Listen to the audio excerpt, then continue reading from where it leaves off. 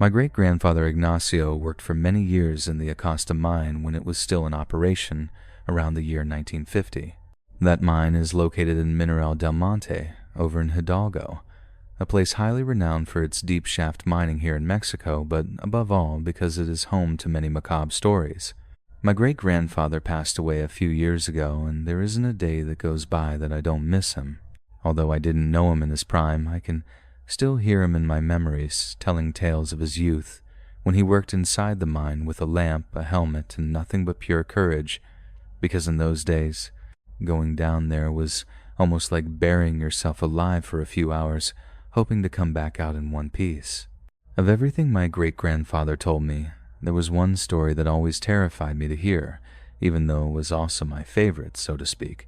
A strange sentiment, I know, community, but I will tell you why I felt this way in a moment. My great-grandfather said it all happened when he was a young man, about 23 years old, when one of the most tragic events in the mine took place. Within the mine, he said, because they lived together daily in such long shifts, everyone knew everyone's business very quickly. One day, a rumor started to spread that one of the miners was involved with another miner's wife. At first, it was just gossip, whispers, and heavy glares, but then the husband found out for sure, and there was no way to calm him down, as it was true that his wife had a lover in the mine. One morning, while they were working in a stope of the mine, where the air felt quite heavy and you could barely hear the sound of metal striking stone, the husband found his wife's lover, who was working, removing waste material. My great-grandfather didn't see the act itself, but he heard the first screams, then the insults, and then that dry, horrifying sound of tools clashing not against the rock, but against flesh and bone. He says that when he and other co-workers ran toward the commotion, it was too late to stop them. The two miners were fighting with picks and steel bars, just like crazed animals. My great-grandfather was very explicit when he told me this story, but I won't be, for platform policy reasons, so I will just say it was simply horrible, that they tore pieces of flesh from each other, that one had a pickaxe buried in his stomach, while the other had half his face crushed by a blow from an iron bar. His eye burst open, and blood spilled across the mine floor as if buckets had been thrown, and when their bodies could no longer hold on, they both ended up lying there, still trembling, bleeding out among the stones, with no one able to do anything to save them.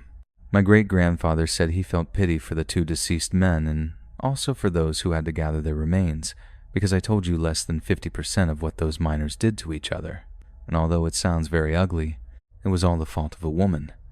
After the incident, a few months passed when rumors started that strange things were happening there, as miners swore they had heard low arguments in areas where no one was. Others claimed to hear desperate strikes with tools, followed by gasping moans and curses muttered through clenched teeth. And there were no shortage of those who claimed to have seen two men struggling in the darkness, striking each other with fury, rolling against the stone ground as if it were a clandestine fight. But the worst part was that when someone approached, thinking they were miners looking to separate them or help them, the two simply vanished just like that, as if they had never been there. Music. And as far as I know, this is true because my great-grandfather swore to me that he once saw them with his own eyes. He told me he was descending with other workers when they heard a commotion further ahead in the mine, in one of the old branches. They thought one of their companions had had an accident. They ran, shining their lamps, and saw clearly two men fighting in the shadows, where one was smashing the other's face against a rock while letting out horrible grunts, as if the himself were possessing his body. Music. The three of them wanted to get closer, but they barely took a few steps, and the scene was wiped out completely, leaving them with nothing but the echo of the fight and a metallic smell, as if it were fresh blood. In his old age, my great-grandfather used to say that mines hold more than just minerals. They hold secrets, accidents, promises, betrayals, and sometimes even entire souls. He never again passed by that area of the Acosta mine in peace, because he insisted that down there not only did the bodies of those two men stay, but their souls remained, fighting for eternity. CH family, I remind you that we have new videos every day and live streams every Wednesday and Saturday night. We wait for you to tell us your story. Let's continue. Good evening, CH family. My name is Sandra, and the story I'm sharing happened to my grandfather Lorenzo, who, when he was younger, worked as a miner over in the Casapalca area in the Huaroquiri mountain range in Peru. My grandfather is a man of few words. He almost never tells much about his life, but when you ask him, he might tell you something.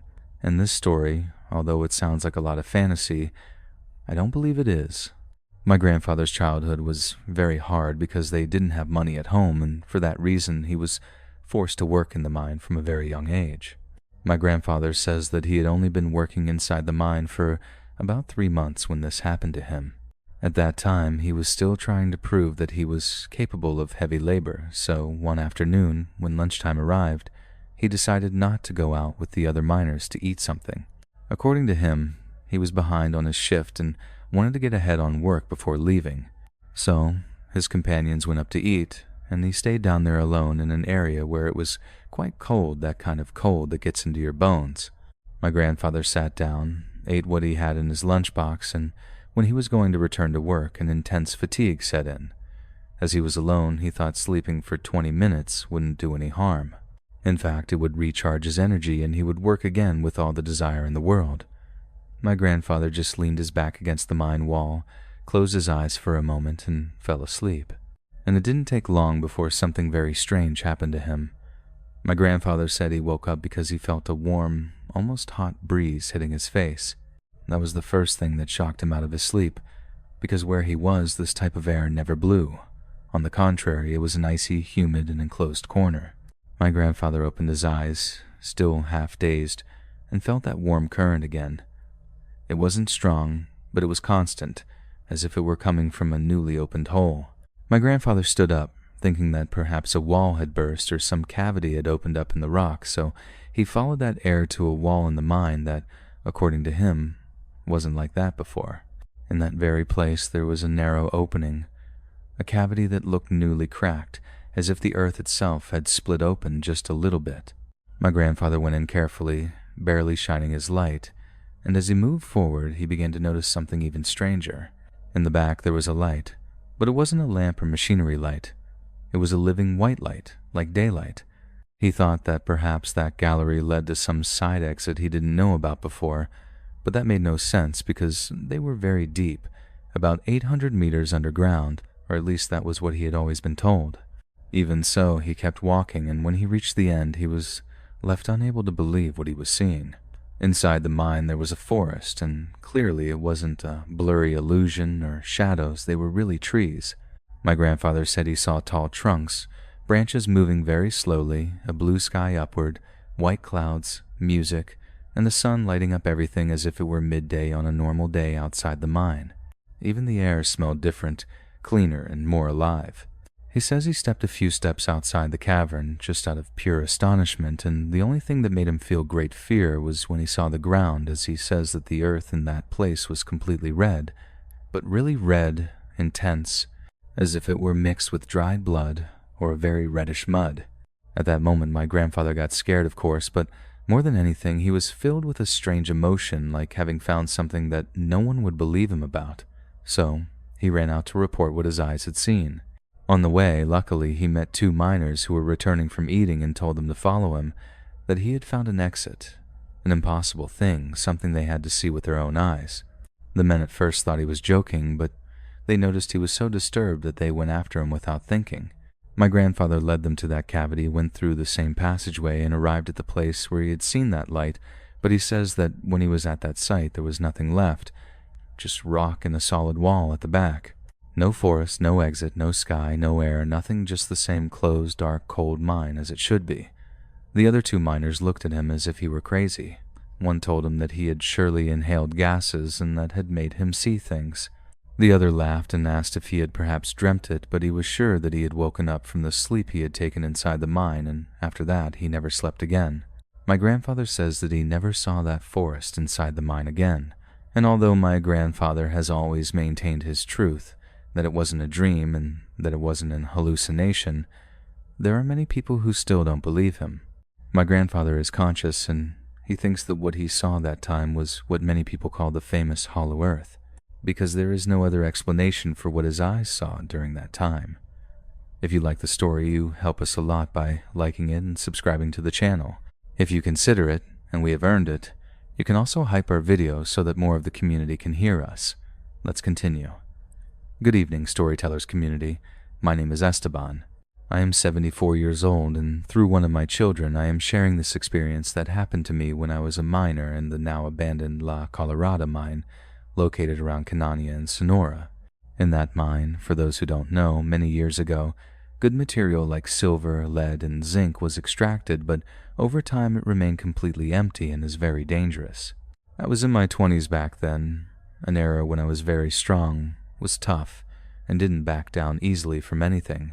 What we saw down there that season wasn't normal, and to this day I don't know if that thing was a mutant, a demon, or simply something we don't know about today. Everything started after a small collapse inside the mine. It wasn't one of those that brings down half the mine. It was more like something more contained, but it was strong enough to block an old passage that had gone years without being touched. 2 days later, they sent us to check because it was said that a new vein could still open up there. And, well, that was how it was before. Even if the place was very dangerous, if they sent you, you simply had to go, because those were the orders from the bosses. On that occasion, there were 4 of us who entered the mine. I still remember the smell of that part. A strange, humid, old smell like stored earth and trapped animal. When we started to clear the path along that route, one of the guys saw something very strange. It was a spider web, but not just any spider. Those looked like wet, thick ropes tied between the stones stuck to the ceiling and the wall. I even remember my companion hitting it with the tip of his crowbar, and it didn't break easily. It even stretched much more, as if they were nerves or guts. That was when none of us felt comfortable, but we continued anyway because that was the work. Although I didn't like something about it, if the foreman told you to continue, you simply continued. Further inside, we found remains, but we didn't know whose they were or what they were. It was an old helmet covered in the same cobweb, some small bones that at first we thought were from a dog, and then a dry lump stuck to the rock that looked more like a wrapped animal. I approached with a lamp and felt bad because under that white crust I could see legs, but they weren't dog or goat legs. There were too many long legs that didn't give us a clear sign of what it could be. One of my companions said we should get out and report what we had found, but right at that moment we heard something above, like something heavy settling on the mine ceiling. We looked up, and our souls nearly left us. There was something stuck to the rock, still just looking at us. That thing looked like a spider, yes, but the size of a small donkey.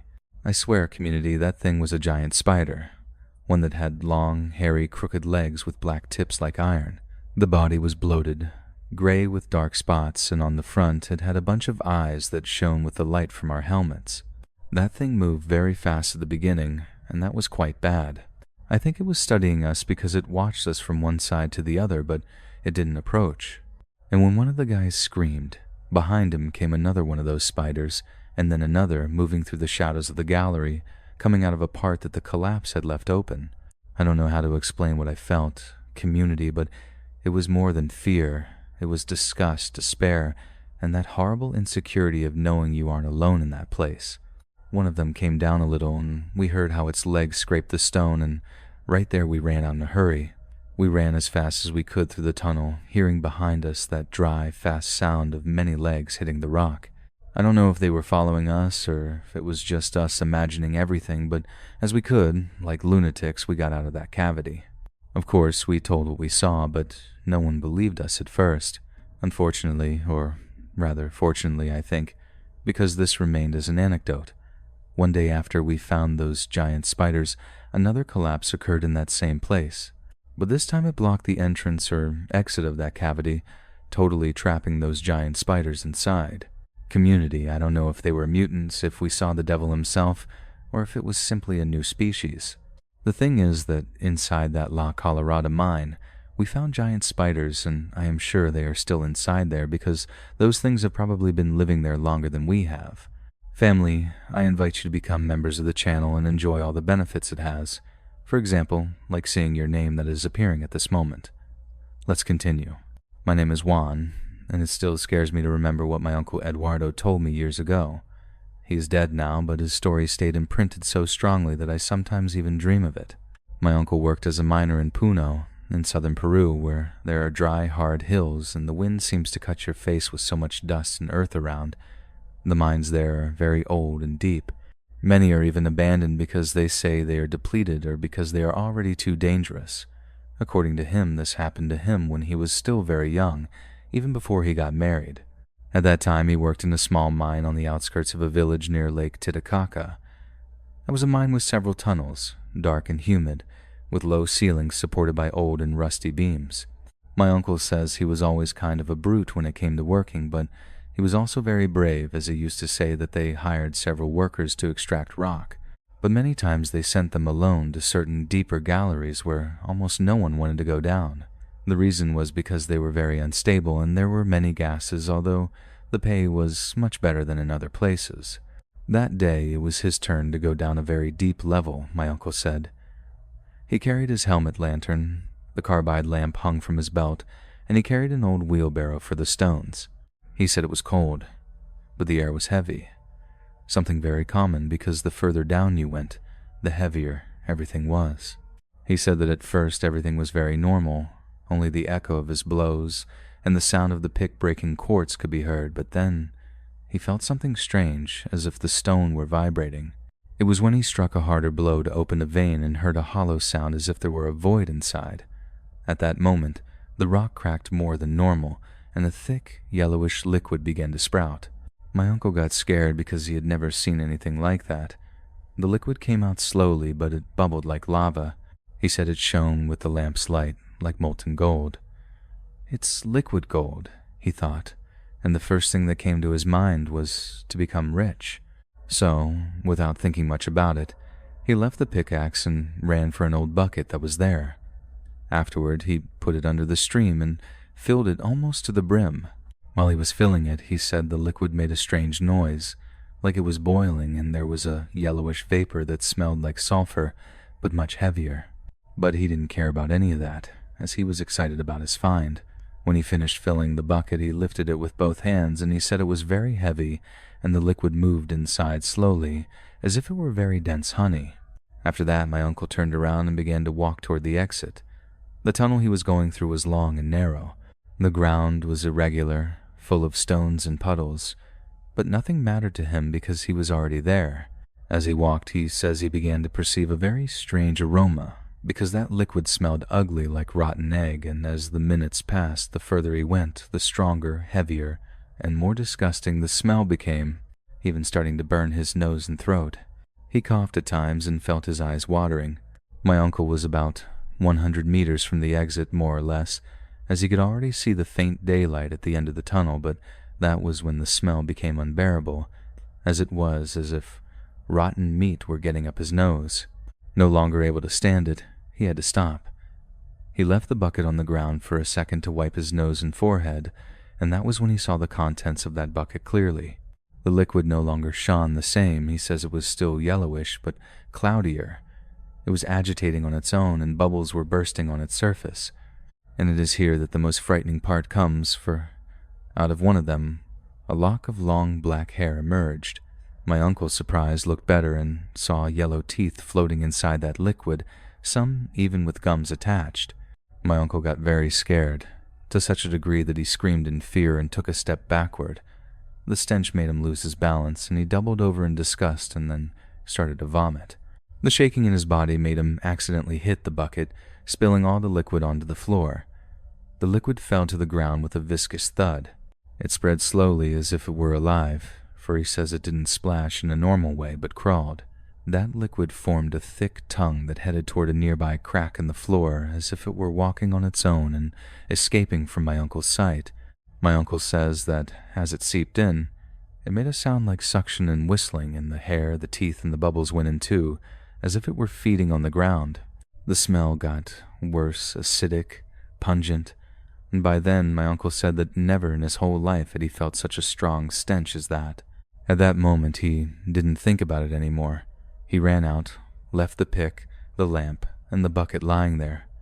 He climbed the ladder to the upper level, almost crawling. When he came out into the open air, he collapsed at the entrance to the mine and then vomited until he was dry. His companions found him lying there, pale as a corpse. Luckily, they woke him up by splashing water on him. When he came to his senses, he was screaming like a madman, saying that he had seen something alive, that the gold was rotten, that it had hair and teeth. The other miners laughed, as they said he had probably been intoxicated by sewer gas and that he had hallucinated everything. The foreman didn't believe him at all. He just told him to calm down and, well, if he wanted to come back, to do it once and for all. Strangely, he says he never returned to that place because he left town a couple of days later thinking it was cursed. He sold his things and went to live with an uncle in Arequipa, and since then he never wanted to work in the mines again. He said the earth down there is alive, that there was something trapped that fed on miners, something waiting for someone to go down to touch it. Hello, Memo. And to all the CH community, my name is Jose Antonio, and today I am going to tell you something that I don't like to remember much, but that I think deserves to be told.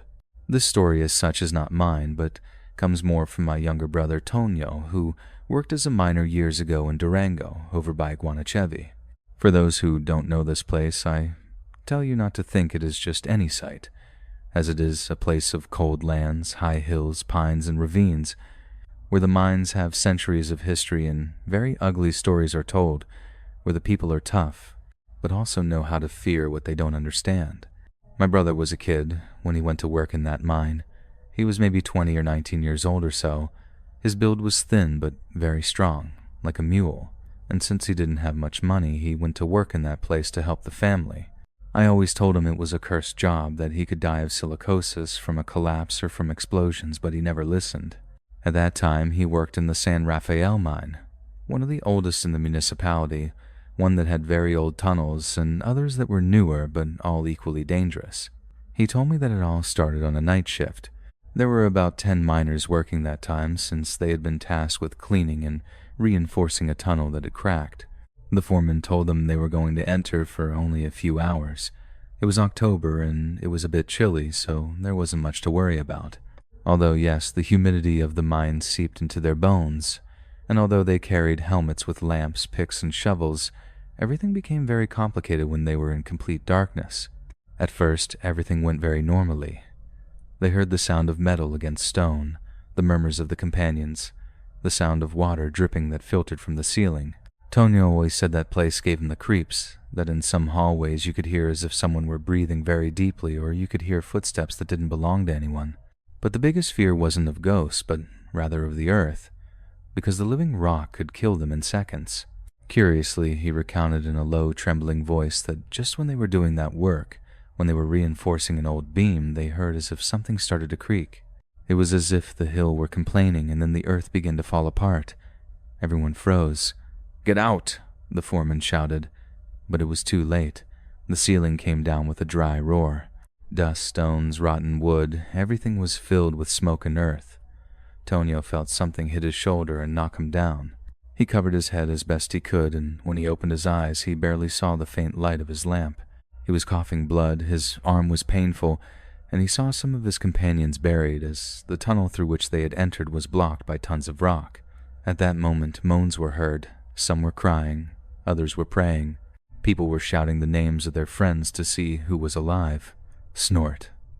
Thus, several minutes, perhaps hours, passed, and knowing that perhaps they couldn't be rescued in time before the air ran out, they thought of looking for another exit, although they knew it was impossible, as there was no more. My brother and the group of miners, between injured and dying, began to walk toward the back, illuminating only with the few lights they had on their helmets. And it was precisely in that, amidst the rubble and the dust, that 4 or 5 white and blue lights the size of baseballs were seen, which were floating slowly as if they were dancing. At first, Tonio thought they were the rescuers, that somehow they had managed to arrive with powerful lamps, but that was impossible, as no voices, footsteps, or the dragging of rescue equipment were heard, so it wasn't them. For an unknown reason, my brother says those lights moved as if indicating for them to follow. The foreman then shouted, "Let's go! There is nothing to lose at the end of the day. If we stay here, we die. So follow them, or stay standing." Those who could still walk stood up, helped the wounded, and followed those lights that were illuminating the path. Tonio said that hallway where they were going was old and was one that had never been used before, and it wasn't marked on even the oldest maps. Who knows how long it had been abandoned inside. The ground was irregular. There were pools of black water, rotten logs. He heard the creaking of the mine as if, at any moment, it would close again. But the lights were still there floating. Not knowing what the heck they were following, one of the miners started praying out loud. Our Father who art in heaven, hallowed be thy name. Another shouted at him to shut up. Keep silent, damn it! You're going to make us all go crazy. The foreman ordered them to keep advancing and to keep silent. As they advanced inside that dark mine, the only sources of light were those balls that were illuminating the path, but these never went too far, although they weren't too close either. They were just enough so they could advance and the miners could see well where they were stepping. At those points, some miners had doubts about whether to continue, as they didn't know what the devil it was they were following. Even so, the lights advanced fast as if hurrying them. In the end, when almost no one could do it anymore, they arrived at an opening in the wall. My brother says that was a crack about 60 or 70 centimeters in diameter, and it was precisely there that the lights went in first. One by one, the miners went through, and by the time they managed to cross to the other side, they say everything became clear, as they could now see a hill. By then it was dawn. It was unbearably cold. The sky was starry, and the moon illuminated the small, empty, rocky landscape. As my brother remembers, he says they were almost 1 kilometer from the main entrance of that mine, but it didn't matter, as they had saved their lives from certain death. What he says is that no one knew about that exit, not the oldest people in the town, not the engineers, no one. When they turned and tried to look for the lights they had been following, they were gone. Only the cold wind and the distant sound of coyotes remained. What follows is not as relevant, since the 10 miners were rescued and everything was positive. But when they told how they saved their lives, almost no one believed them. No one knew what or who those lights that took them out and guided them were. The older people of the town said they were good faith souls that took them out. There were even those who said they were angels who saved them from that collapse. Music. If you have any story that you wish to share with this pleasant community, I invite you to send it either by email or the Facebook page. I would appreciate it if you activate all notifications to be up to date with the stories that are uploaded daily. Thank you very much for letting me reach your ears. I am the storyteller.